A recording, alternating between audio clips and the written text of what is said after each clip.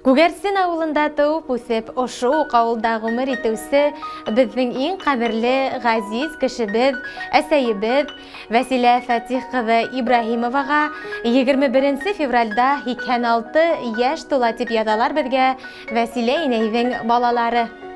Кадерлебез Фатих һәм Зәкирә Рәҗәповтарның тату гаиләһендә тәүге бала булып дөньяга аваз сала. Илдәге һугыш шаңдавы безнең гаиләне лә урап үтмәй. Фатих улатаебыз яу яланына китеп, кире әйләнеп кайтмай. Өләсәебез иртән иртүк китеп, кискә тиклем колхоз эшендә йөргәндә әсәебез үзенең өс кесе тугандарына ышаныслы апай, әсәенең кул араһына ингән ныклы ярдәмсыһы була. 11-12 яшьтәр тирәһендә әсәебез үзе лә эшкә сыга. Бала гына булуына карамастан, зур яуаплылык менән йөрий ул колхоз эшенә. Өй эштәрендә лә һынатмай. Әсәһенән бәйләргә, тегергә, сигергә, тәмле итеп бешерергә лә өйрәнә.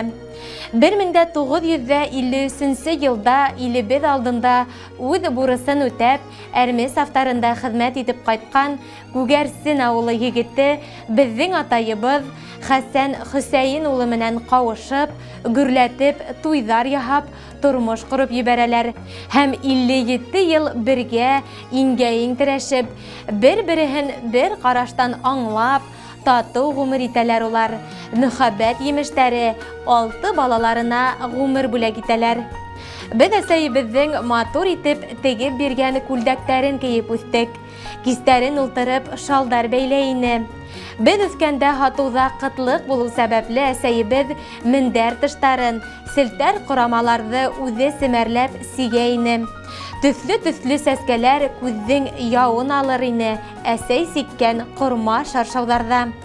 Озак елдар авыл клубында йыштырусы булып эшләп, хаклы ялга сыкты кадерлебез. Хаклы ялда булуларына карамастан атаебыз менән бергә кура тултырып, мал туар, кош-корт тоттылар, бакса үстерделәр. Кызганыска күрә, без был якты дөньяларга мәңгелеккә килмәйбез шул. Барыбыз да тик кунак кына. Атаебызның безне калдырып китүенә лә көзгә 10 ел була. Әсәебезгә шулай ук бала кайгылары ла күрергә тура килә. Дания һеңлебез 6 айлык кына сагында кара кайгыларга халып бакыйлыкка күсә. Рәфис туганыбыз 54 яшендә генә каты авыргандан һуң безне мәңгелеккә ташлап китеп барды. Йәндәре җәннәттә булһын. Әсәебез ошо авыр югалтулардан бөгелеп төшмәне.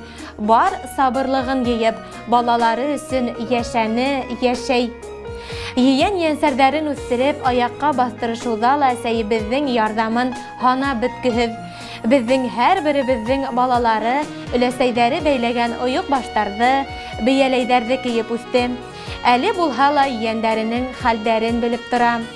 Безгә балаларына килеп кунак була ла, тагы авылыбыздагы без күмәкләшеп уйнап үскән атай әсәй нигезенә.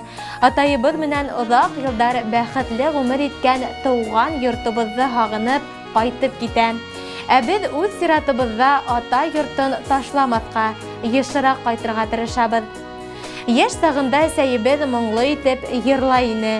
Хәзер инде матур итеп дугалар укып, тәсбих тартып, балаларына, йән-янсәрдәренә теләктәр теләп ултыра. Кадерлеләрдән дә кадерле газиз кешебез, әсәебез, өләсәебез, карт өләсәебез, туган көнең менән бар йөрәктән тәбрик итеп, без дип янып көюең, без үскәндәге йокыгыз төндәрең өчен, атай менән безгә биргән тәрбиягез, йөрәк йылыгыз өчен мең рәхмәттәр әйтеп, һинең алдыңда баш иябез, әсәй. Ходай Тәгаләнең мең рәхмәте яуһын үзеңә. Сәламәтлектән, күңел тыныслыгынан айырмаһын.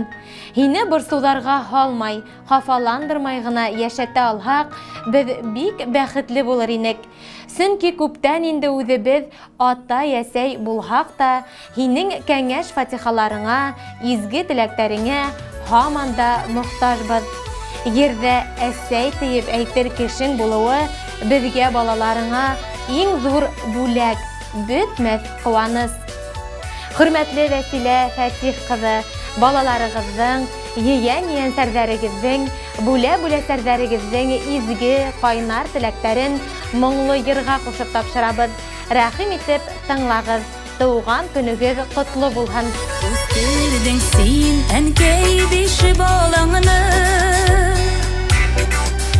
тидірмеше жилге дауылға. Мәшәқәтлі тұрмыш суқымағында бірішімеді төздің ауырға. Әнкейіне болған рәхметі білін, нешеге жеткеремсің Құдайым. Әнкем саулығына шүкір етіп, Тәңірім сыйладыға қыламын. Әнкейіне болған рәхметі білін, нешеге жеткеремсің Құдайым. Әнкем саулығына шүкір етіп, Тәңірім сыйладыға қыламын.